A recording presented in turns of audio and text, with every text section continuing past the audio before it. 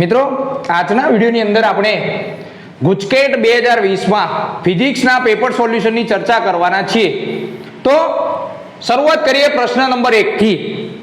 અહીં તમને આપેલું કે એક પદાર્થની સાપેક્ષ પરમિટિવિટી, તો સાપેક્ષ પરમિટિવિટી એટલે સિમ્બોલ થાય એપ્સિલોન r, 80 આપેલી છે તમને, બરાબર છે।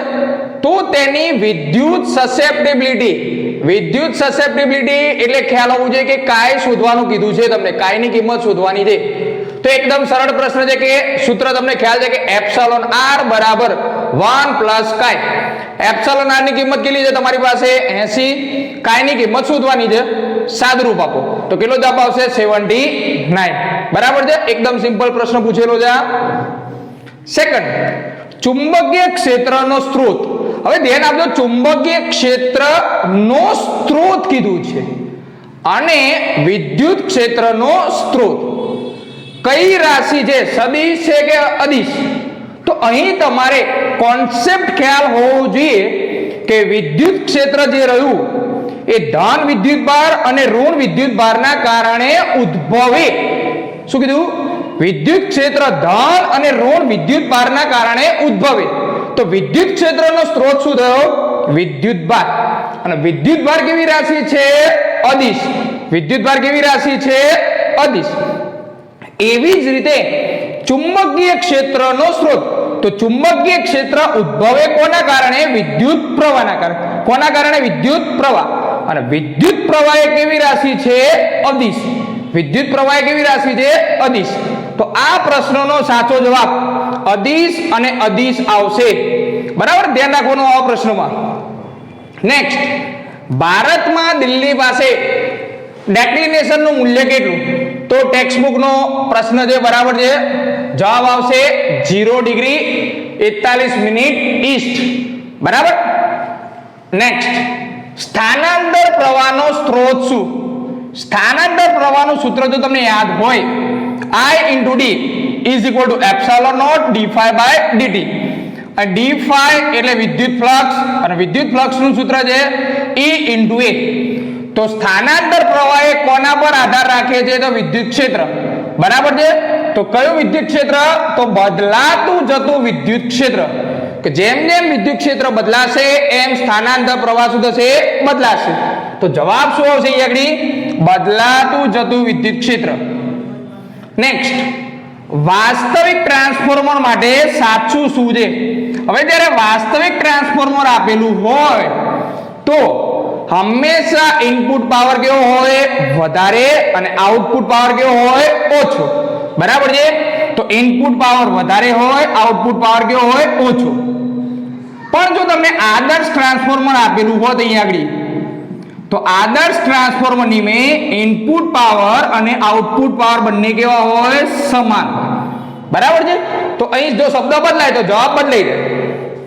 નેક્સ્ટ, પારજાંબલી કિરણોની તરંગ લંબાઈ ખાલી જગ્યાથી ખાલી જગ્યા સુધી વિસ્તરેલી છે, ટેક્સ્ટ બુક આધારિત પ્રશ્ન છે। તો પારજાંબલી કિરણોની તરંગ લંબાઈ 400 નેનોમીટરથી 1 નેનોમીટર સુધીની હોય। અહીં નેક્સ્ટ પ્રશ્ન 7, કાચના લેન્સ માટે f બરાબર 50 સેન્ટીમીટર આપેલી છે, તો લેન્સનો પાવર શોધો। તો લેન્સના પાવર માટેનું સૂત્ર છે P બરાબર 1/f। f ની કિંમત 50 સેન્ટીમીટર આપી દે અને મીટરમાં કન્વર્ટ કરો એટલે 0.050 થવાની। આનું સાદરૂપ આપો એટલે જવાબ કેટલો આવે? લેન્સનો પાવર P બરાબર +2 d એટલે ડાયોપ્ટર, બરાબર છે। તો આપણો સાચો જવાબ શું થશે? Option A। નેક્સ્ટ, કોઈ એક પ્રવાહીની અંદર, કોઈ એક પ્રવાહી કીધું છે, એની અંદર એક લેન્સ કે જેનો વક્રી પૂર્ણાંક 1.5 આપેલો છે, તો અદ્રશ્ય કરવા માટે બસ આ શબ્દ પરથી ખબર પડી જાય જવાબ શું હોવો જોઈએ? તો વસ્તુ ત્યારે જ અદ્રશ્ય થાય જ્યારે પદાર્થ અને માધ્યમનો વક્રી પૂર્ણાંક કેવો હોય? સમાન। શું કીધું? પદાર્થ અને માધ્યમનો વક્રી પૂર્ણાંક સમાન હોય। તો જો લેન્સનો વક્રી પૂર્ણાંક 1.5 આપેલો હોય તો માધ્યમનો વક્રી પૂર્ણાંક પણ કેટલો હશે? 1.5। તો સાચો જવાબ થયો B। નેક્સ્ટ, આલ્ફા કણ કરતા સોનાના કણનું ન્યુક્લિયસ લગભગ ખાલી જગ્યા ઘણું ભારે છે. આ પણ ટેક્સ્ટ બુકમાંથી આધારિત પ્રશ્ન છે. તો ડાયરેક્ટ જવાબ આવશે આનો 50 ગણું ભારે છે. 10મો પ્રશ્ન, કઈ પ્રક્રિયામાં ન્યુટ્રોનનું પ્રોટોનમાં, બરાબર છે, તો ન્યુટ્રોન એટલે લખી કાઢો 0 0 n, પ્રોટોન બનાવવાનો છે તો 0 p1. કઈ પ્રક્રિયામાં રૂપાંતર થાય, તો અહીં આ જે કણ રહ્યો એ બીટા ક્ષય છે, બરાબર છે. તો કઈ પ્રક્રિયામાં ન્યુટ્રોનનું પ્રોટોનમાં રૂપાંતર થાય, તો બીટા ક્ષય. તો જવાબ તમારો થઈ ગયો આ. નેક્સ્ટ પ્રશ્નની વાતચીત કરીએ કે 2 માઇક્રોફેરાડે કેપેસિટન્સ, એટલે ધારી લો કે આ કિંમતને કીધું C1, કેપેસિટરને 50 વોલ્ટના સપ્લાય એટલે V1 સાથે જોડેલું છે અને 3 માઇક્રોફેરાડે કેપેસિટન્સ, એટલે બીજું કેપેસિટન્સ આપ્યું એટલે C2, કેપેસિટરને 100 વોલ્ટના સપ્લાય સાથે એટલે V2 કિંમત સાથે જોડેલ છે. હવે તમને એમ કીધું કે બેટરી દૂર કરી સમાન પ્રકારના વીજભાર ધરાવતા પ્લેટોનું સંયોજન કરી બનતા સંયોજનનો વીજ સ્થિતિમાનનો તફાવત કેટલી કિંમત મળશે તે શોધવાની છે. તો અહીં શોર્ટકટ છે કે જ્યારે બેટરી દૂર કરી સમાન વીજભાર ધરાવતા પ્લેટોનું સંયોજન કરતા વિદ્યુત સ્થિતિમાન શોધવાનું કે તો ડાયરેક્ટ સૂત્ર છે V બરાબર C1 V1 વત્તા C2 V2 છેદમાં C1 પ્લસ C2. તો C1 ની કિંમત તમારી પાસે છે 2 માઇક્રોફેરાડે, તો માઇક્રો એટલે 10 ની -6 એટલે 2 ગુણ્યા 10 ની -6. V1 ની કિંમત કેટલી છે 50 મૂકી દો. C2 ની કિંમત કેટલી છે 3 માઇક્રોફેરાડ એટલે 3 ગુણ્યા 10 ની -6 અને V2 ની કિંમત કેટલી છે 100. C1 C2 ની કિંમત મૂકી દો તમે છેદમાં સાદરૂપ 50 ગુણ્યા 2 એટલે કેટલા થશે 100. 10 ની -6 ને મેં બહાર કાઢી લીધી. 100 ગુણ્યા 3 300, 10 ની -6 ને મેં કોમન કાઢી લીધા છે. અહીં નીચે 2 વત્તા 3, ઓકે, 10 ની -6 બાદ સાદરૂપ હવે તો આપણે પદ કેન્સલ થઈ જશે. તો 100 વત્તા 300 કેટલા 400, 2 પ્લસ 3 કેટલા 5, 400 ભાગ્યા 5 કેટલો જવાબ આવે 80. તો આનો સાચો જવાબ કેટલો આવશે C ઓપ્શન. નેક્સ્ટ, બામણ શ્રેણી માટે લઘુત્તમ તરંગ લંબાઈ શોધો. તો જ્યારે કોઈ પણ શ્રેણી આપેલી હોય અને લઘુત્તમ તરંગ લંબાઈની શોર્ટકટ આપણી પાસે છે કે લેમ્ડા મિનિમમ બરાબર n² r, અને તમને અહીં બામણ શ્રેણી કીધેલું છે એટલે લાયમન માટે 1 આવે, બામણ માટે 2 આવે. તો બામણ માટે n ની કિંમત 2 મૂકવાની થાય. તો અહીં n ની કિંમત 2 મૂકો એટલે 2 નો વર્ગ કેટલો થશે 4. તો તરત જવાબ મળી ગયો કે લેમ્ડા મિનિમમ બરાબર 4/R. તો આપણો સાચો જવાબ થશે ઓપ્શન C. 13મો પ્રશ્ન, સમઘનના કોઈ એક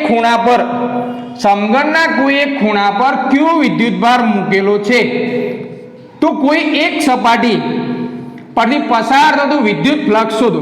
તો પહેલું વસ્તુ તમારે ફ્લક્સ શોધવાનું છે એટલે સૂત્ર યાદ હોવું જોઈએ વિદ્યુતભાર ભાગ્યા એપ્સિલોન નોટ, બરાબર છે. તો પહેલા તમને ખૂણાની વાતચીત કરી છે. તો સમઘનની મેં ટોટલ 8 ખૂણા હોય તો દરેક ખૂણામાંથી પસાર થતું ફ્લક્સ, બરાબર છે, તો કેટલું થશે q ડેશ બરાબર q/8. દરેક ખૂણામાંથી કે એટલે કેટલું થાય q/8. અને કોઈ પણ એક સપાટી, તો ધારી લો કે અહીંયા આગળ વિદ્યુતભાર હોય તો આને ઢાંકવા માટે કેટલી સપાટી જોઈએ 1 2 અને 3. તો આનો પણ જવાબ શું થશે q ડેશ બરાબર આ q/3, બરાબર, q ડેશ બરાબર q/3. તો આની જે કિંમત કેટલી છે q/8 આ છેદમાં 3. તો ટોટલ જવાબ કયો છે કેપિટલ Q બરાબર q/24. તો આ જે જવાબ આવે એ જવાબ અહીં મૂકી દો તમે. તો q/24 divide by epsilon naught સાદરૂપ આપો એટલે q5 બરાબર q/24 એપ્સિલોન નોટ. તો આ તમારો સાચો જવાબ. નેક્સ્ટ, હાઇડ્રોજન પરમાણુની ધરા અવસ્થામાં ઊર્જા આપેલી છે. તો અહીં ધરા અવસ્થામાં જે ઊર્જા આપી છે એ કુલ ઊર્જા આપેલી છે આપણને કેપિટલ E, બરાબર છે. આ અવસ્થામાં ઇલેક્ટ્રોનની ગતિ ઊર્જા k શોધવાનું છે. તો એકદમ શોર્ટ ટ્રીક છે કે તમને યાદ રહેવું જોઈએ કે E બરાબર -k બરાબર u/2. E એટલે કુલ ઊર્જા, k એટલે ગતિ ઊર્જા અને u એટલે સ્થિતિ ઊર્જા. તો આપણે ફક્ત આ બંનેની જ ચર્ચા કરવાની છે. તો આપણે એવું લખીએ છીએ કે k બરાબર -e માઇનસ બરાબર આ E ની ઊર્જા કેટલી છે આપણી પાસે -13.6. તો -13.6 કિંમત મૂકી દઈએ આપણે. તો જવાબ કેટલો થશે માઇનસ માઇનસ પ્લસ. તો ફાઇનલ આન્સર આપણી પાસે મળ્યો કે ઇલેક્ટ્રોનની ગતિ ઉર્જા પ્લસ 13.6 ઇલેક્ટ્રોવોલ્ટ. નેક્સ્ટ 220 સપ્લાય માટે 220 વોલ્ટના સપ્લાય માટે એટલે 220 વોલ્ટનો સપ્લાય આપે એટલે V. વિદ્યુત બલ્બ 100 વોલ્ટનું રેટિંગ ધરાવે છે એટલે પાવરની કિંમત આપી P અને તમને શોધવાનું કીધું અવરોધ શોધો. તો અહીં સૂત્ર છે પાવર P બરાબર V²/R. R ની કિંમત શોધવાની છે તો V²/P અને V ની કિંમત કેટલી છે 220 તો 220 નો વર્ગ અને P પાવરની કિંમત કેટલી 100. સાદું આપીએ 484 ઓહ્મ અવરોધ આવશે. તો આ એનો ફાઇનલ આન્સર કે 5 સેન્ટીમીટર ત્રિજ્યાના અતિ લાંબા તારમાંથી તો અહીં 5 સેન્ટીમીટર ત્રિજ્યા ધરાવતો એક અતિ લાંબો તાર આપેલો છે જેમાંથી વિદ્યુત પ્રવાહ 10 એમ્પિયર પસાર થાય છે એટલે કેપિટલ I ની કિંમત તમને આપી છે 10. બરાબર છે 10 એમ્પિયર વિદ્યુત પ્રવાહ પસાર થાય છે. તો તારના વક્ર સપાટીથી ધ્યાન આપજો આ શબ્દને તારની વક્ર સપાટીથી 2 સેન્ટીમીટર અંદરના અહીં તમને એવું કીધું કે તારની જે વક્ર સપાટી જે રહી ત્યાંથી 2 સેન્ટીમીટર અંદર શું કીધું તારની વક્ર સપાટીથી 2 સેન્ટીમીટર અંદર. તો આ અંતર કેટલું થાય બાકીનું આ ટોટલ 5 છે એમાંથી આપણે કાઢી નાખો એટલે કેટલું અંતર થાય 3 સેન્ટીમીટર. કેટલું 3 સેન્ટીમીટર. કોઈ બિંદુ પાસે ચુંબકીય ક્ષેત્ર શોધો. બરાબર આ પણ ધ્યાનમાં રાખીશું આપણે એની વાત છેલ્લે કરીએ.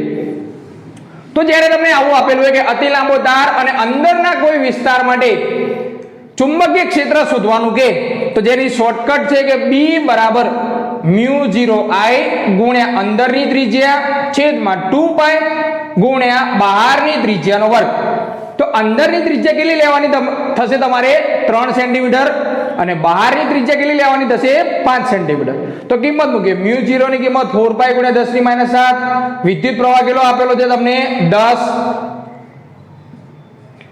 અંદરની ત્રિજ્યા કેટલી આપેલી છે 0.03 છેદમાં 2π બહારની ત્રિજ્યા એટલે 0.05 નો સ્ક્વેર. તો સાદરૂપ આપીએ તો આપણે જવાબ કેટલો થશે 2.4 ગુણ્યા 10 ની -5 ટેસ્લા. હવે તમને અહીં 10⁻⁵ આપેલા છે ઓલરેડી તો જવાબ કેટલો લખવાનો થાય તમારે ફક્ત 2.4. તો સાચો આન્સર થશે ડી. નેક્સ્ટ ડાયોડની અંદર ફોરવર્ડ બાયસ વોલ્ટેજ વધારતા તો પહેલો કોન્સેપ્ટ ડાયોડ આપી દીધો છે એટલે PN ડાયોડ આપણે દોરી કાઢ્યો. બરાબર છે. ફોરવર્ડ બાયસ વોલ્ટેજ તો ફોરવર્ડ બાયસ નો મતલબ થાય P સાથે પોઝિટિવ N સાથે નેગેટિવ. કમ્પ્લીટ. વધારવામાં આવે તો ડેપ્લેશન સ્તરની જાડાઈ તો આ ડેપ્લેશન સ્તર કહેવાય. તો જ્યારે ફોરવર્ડ બાયસ આપે ત્યારે આ ડેપ્લેશન સ્તર રહ્યું એ શું થાય ઘટે હંમેશા. તો જવાબ તમારો આવશે A. પણ જો તમે એમ કે રિવર્સ બાયસ તો રિવર્સ બાયસમાં પહોળાઈ શું થાય વધે. રિવર્સ બાયસમાં પહોળાઈ શું થશે વધશે. નેક્સ્ટ કંડક્શન બેન્ડ અને વેલેન્સ બેન્ડ માટે ફોરબિડન ગેપ સૌથી વધારે શેમાં હોય તો યાદ રાખી લો કે ફોરબિડન ગેપ સૌથી વધારે અવાહકમાં હોય. સૌથી વધારે શેમાં હોય અવાહક. અને સૌથી ઓછી કે તો સુવાહક. સૌથી ઓછી પૂછાય તો શું લખવાનો જવાબ તમારે સુવાહક. નેક્સ્ટ માઇક્રોસ્કોપની વિભેદન શક્તિ આ પણ ટેક્સ્ટબુક આધારિત પ્રશ્ન છે જેનો જવાબ આવે 1.22 લેમ્ડા છેદમાં 2n sin બીટા. નેક્સ્ટ પ્રશ્ન 1 ગ્રામ દ્રવ્યની સમતુલ્ય ઉર્જા તો ઉર્જાનું સૂત્ર આવે E બરાબર ડેલ્ટા mc². ડેલ્ટા m ની કિંમત 1 ગ્રામ આપી છે અને કિલોગ્રામમાં ફેરવો એટલે 1 ગુણ્યા 10 ની -3 અને c એટલે પ્રકાશની ઝડપ જેની કિંમત 3 ગુણ્યા 10 ની 8.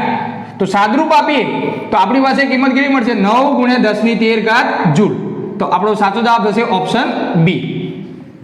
21મો પોલરાઇઝેશનનું પારિમાણિક સૂત્ર તો પોલરાઇઝેશનનું સૂત્ર છે વિદ્યુત ડાયપોલ મોમેન્ટ ભાગ્યા કદ. તો વિદ્યુત ડાયપોલ મોમેન્ટનો એકમ જો તમને યાદ હોય તો કુલમ ઇન્ટુ મીટર અને કુલમનું પારિમાણિક સૂત્ર શું થાય A1T1 ઇન્ટુ મીટર. મીટરનું શું થશે પારિમાણિક સૂત્ર L1 અને કદનું પારિમાણિક સૂત્ર શું થાય L3. તો જો સાદરૂપ આપીએ આપણે તો કેટલી ઘાત થશે L ની -2 A1T1. તો આપણી પાસે સાચો જવાબ થશે ઓપ્શન ડી. કમ્પ્લીટ. નેક્સ્ટ પ્રશ્ન નંબર 22 પ્લેટિનમ અવરોધ ધરાવતા થર્મોમીટરમાં રહેલ પ્લેટિનમ તારનો અવરોધ બરફના તાપમાને, તો એનો મતલબ બરફનું તાપમાન T0 કેટલા થઈ ગયા 0 ડિગ્રી બરફ હોય એટલે અવરોધની કિંમત આપેલી 5 ઓહ્મ આપેલી છે, તો આ અવરોધ શરૂઆતનો અવરોધ R0 થઈ ગયો. અને વરાળના તાપમાને, તો વરાળનું જે તાપમાન હોય એ તાપમાન કેટલું થશે આપણી પાસે, વરાળનું તાપમાન કેટલું લેવાનું 100, બરાબર છે. તો T ની કિંમત થઈ ગઈ તમારી પાસે 100 અને અવરોધનું મૂલ્ય અહીં આપેલું છે 5.23, તો R ની કિંમત થઈ ગઈ 5.23. જ્યારે થર્મોમીટરને હોટ બાથમાં ડુબાડવામાં આવે ત્યારે પ્લેટિનમ તારનો અવરોધ, તો અહીં R ડેશ ની કિંમત તમને આપી દીધી છે 5.795, તો ત્યારે બાથનું તાપમાન શોધવાનું છે, એટલે T ડેશ ની કિંમત શોધવાની છે તમારે, બરાબર છે. તો જ્યારે આવી રીતનો પ્રશ્ન આપે તો આપણે ડાયરેક્ટ શોર્ટકટ વાપરવાના છીએ કે R ડેશ માઇનસ R0 છેદમાં R માઇનસ R0 બરાબર T ડેશ માઇનસ T0 છેદમાં T માઇનસ T0. તો R ડેશ ની કિંમત કેટલી છે 5.795 કિંમત મૂકો. R0 ની કિંમત કેટલી છે તમારી પાસે 5, R ની કિંમત કેટલી છે તમારી પાસે 5.23, R0 ની કિંમત કેટલી છે તમારી પાસે 5, T ડેશ શોધવાના છે. T0 ની કિંમત કેટલી છે 0, T ની કિંમત કેટલી આપેલી છે તમને 100 અને T0 ની કિંમત કેટલી 0. તો T ડેશ નું જો સાદુરૂપ આપવામાં આવે તો ફાઇનલ આન્સર કેટલો થશે 345.65 ડિગ્રી સેલ્સિયસ. તો આપણી પાસે સાચો જવાબ કયો થશે A. નેક્સ્ટ, એક સોલેનોઇડના ગર્ભમાં ના દ્રવ્યની સાપેક્ષ પરમિએબિલિટી 40 આપેલી છે. સોલેનોઇડના આંટા ગર્ભના અવાહક વડે જુદા પાડેલા છે. આંટામાંથી 2 એમ્પિયર વિદ્યુત પ્રવાહ પસાર થાય છે, કેપિટલ I. આ આગળની માહિતી કામની નથી, જે આગળ તમને ખ્યાલ આવશે, બરાબર છે. જો તેમાં 1 મીટર આંટા દીઠ 100 આંટા આપેલા હોય તો આને કહેવાય સ્મોલ n. તો ગર્ભના દ્રવ્યના અંદરની ચુંબકીય તીવ્રતા H શોધવાનું છે. તો H નું સૂત્ર છે સિમ્પલ n × I, બરાબર છે. મેં પહેલા કીધું હતું કે આ ખાલી તમને ડિસ્ટર્બ કરવા માટે માહિતી આપેલી છે. તો ચુંબકીય તીવ્રતા H બરાબર n × I. તો n ની કિંમત કેટલી છે 1000 અને I ની કિંમત કેટલી છે 2. સૂત્રમાં કિંમત મૂકો, જવાબ કેટલો થશે 2 × 10⁻³ એમ્પિયર પ્રતિ મીટર. તો સાચો ઓપ્શન કયો છે તમારી પાસે B. નેક્સ્ટ, પૃથ્વીને પોતાની ધરીને અનુલક્ષીને એક પરિભ્રમણ, આ શબ્દનો મતલબ થાય એક પરિભ્રમણ થાય એટલે 360 ડિગ્રીનું પરિભ્રમણ થાય. કેટલા કલાક લાગે 24 કલાક. જ્યારે પૃથ્વીને 1 ડિગ્રી જેટલી શિફ્ટ કરવા માટે કેટલો સમય લાગે? તો ખ્યાલ આવી ગયો છે તમને કે જો એક પરિભ્રમણ થાય એટલે 360 ડિગ્રી માટે જો 24 કલાક લાગે તો 1 ડિગ્રી શિફ્ટ માટે કેટલો સમય લાગે? અહીં 24 કલાકમાં આપેલા છે તો આપણે જવાબ મિનિટમાં ફેરવવાનો છે, એટલે 60 વડે શું કરીશું ગુણીશું, બરાબર. T બરાબર 24 × 60 × 1/360. તો કેટલો જવાબ આવશે 4 મિનિટ. તો આપણી પાસે સાચો જવાબ ઓપ્શન C. 25મો પ્રશ્ન, પ્રેરકત્વનો એકમ કયો નથી? તો પહેલો તો તમને એકમ ખ્યાલ હોય કે પ્રેરકત્વનો હેનરી એકમ તો આવે, એટલે આ ઓપ્શન તો સાચો છે. બીજો ઓપ્શન વિચારીએ B. તો L બરાબર N∅/I.